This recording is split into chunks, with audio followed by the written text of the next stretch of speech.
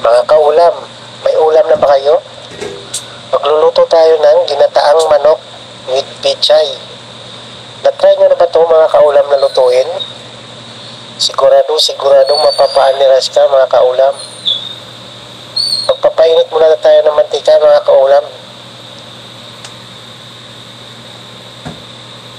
Hintayin lang natin uminit yung mantika. At saka prito na rin natin yung manok mga kaulam. Ang ginamit ko pala dito mga kaulam, drumstick.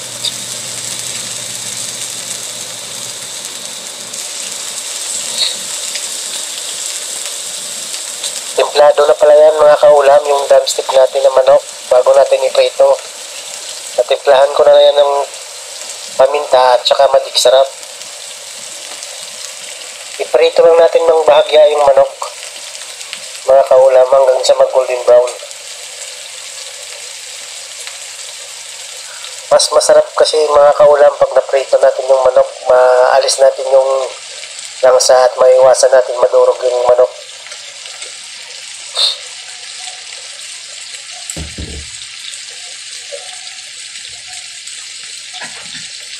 Ayan na mga kaulam. Prito lang natin siya mga kaulam ng maging golden brown yung kabila niya. Tsaka pwede na rin natin siya isit aside.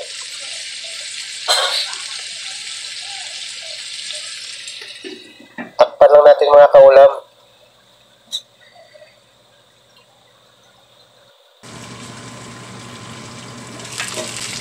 Ayan na mga kaulam.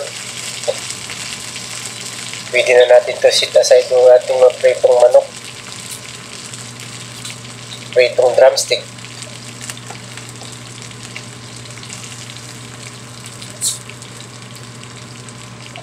Try mo to lutuin mga kaulam. Masarap to mga kaulam.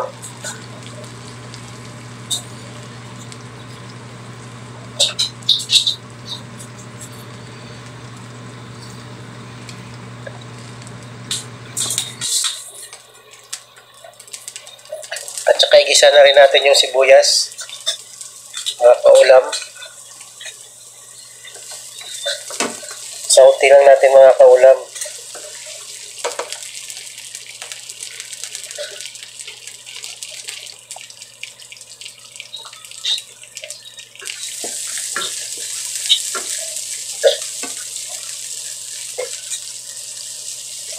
White onion palang ginamit natin sibuyas dyan mga kaulam.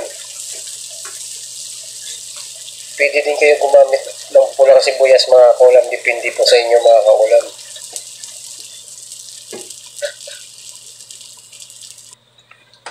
Saka ilagay na rin natin yung bawang mga kaulam.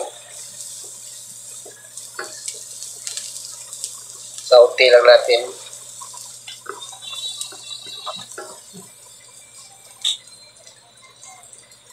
At saka ilagay na rin natin yung luya. Sauti lang natin.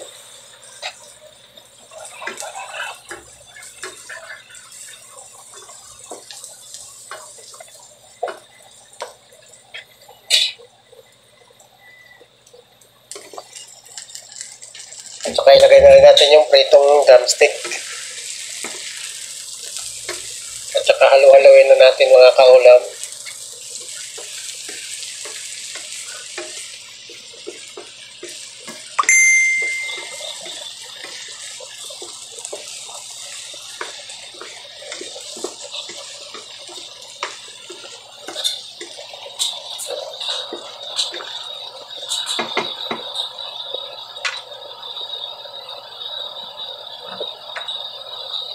Ayan na mga kaulam, ilagay na rin natin yung siling na buyo para mabilis yung mga at saka paminta.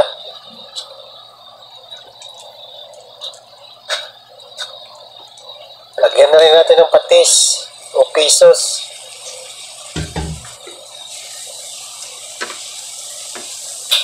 At saka haluin na natin ulit.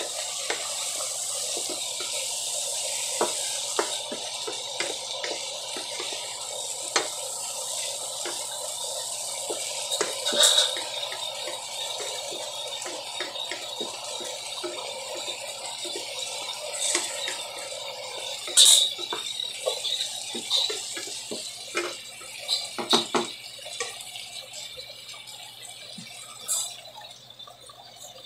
saka lagyan na natin ng sabaw mga kaulam.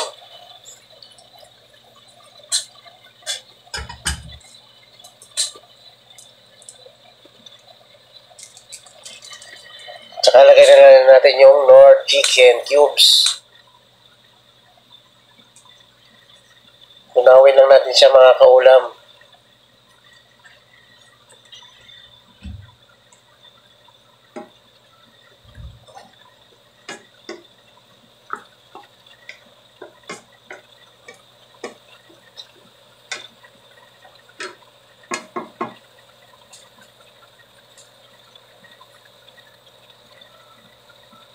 Tsaka ilagay na rin natin yung tangkay ng pechay.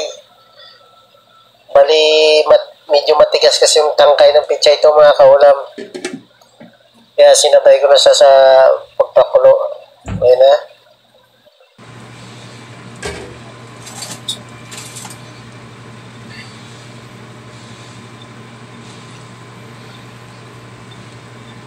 Try natin mga kaulam kung malambot na ba yung tangkay ng ano.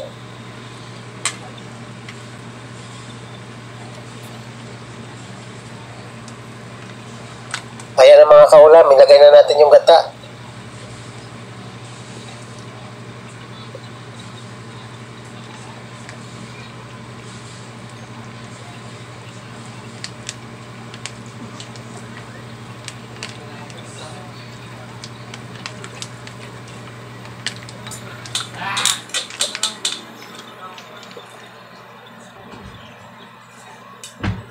At saka takpan natin ito mga kaulam na 5 minutes mga kaulam para lumapot yung gata.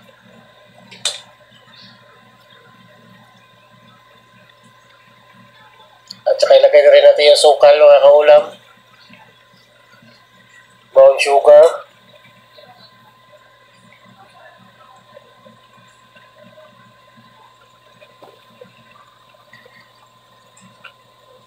Ayan nga mga kaulam, ilagay na natin yung daon ng pechay.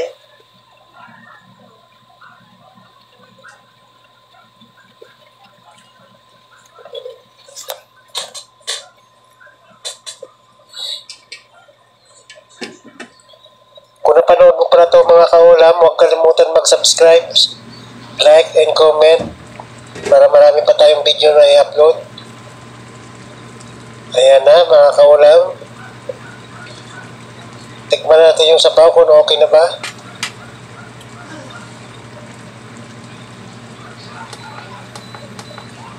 Ayan na mga kaulam, luto na yung ginataang manok with pechay. Ayan na mga kaulam, kain na tayo. A few moments later.